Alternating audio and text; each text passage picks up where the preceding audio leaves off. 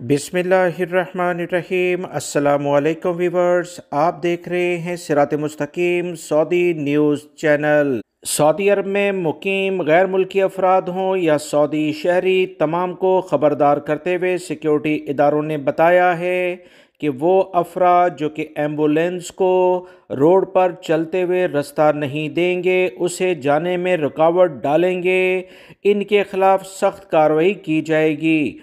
अक्सर देखने में आता है कि एम्बुलेंस जा रही हो तो उसके पीछे लोग लाइन बनाकर तेज़ी से गाड़ी भगाना शुरू कर देते हैं।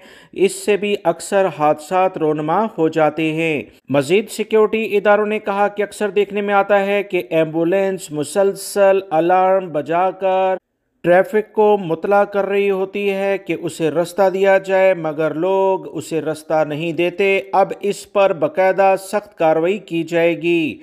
इब्तदाई तौर पर वो गाड़ियां जो कि रास्ता नहीं देंगी, रुकावट बनेंगी, उन्हें फ़ी गाड़ी 1000 रियाल जुर्माना किया जाएगा। अगर यही हरकत उनके रिकॉर्ड में दूसरी बार साबित होगी तो ये जुर्माने 2000 रियाल हो जाएंगे।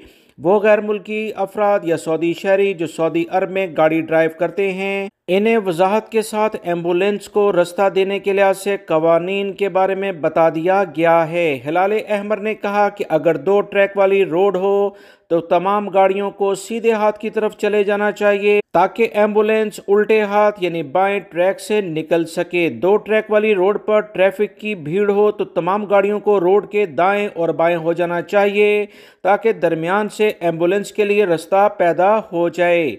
इसी तरह अगर 3 ट्रैक वाली रोड हो तो गाड़ियों की भीड़ हो तो दरमियानी और बाएं ट्रैक की गाड़ियों को रास्ता देना होगा, जैसे आप इस तस्वीर में भी देख रहे हैं।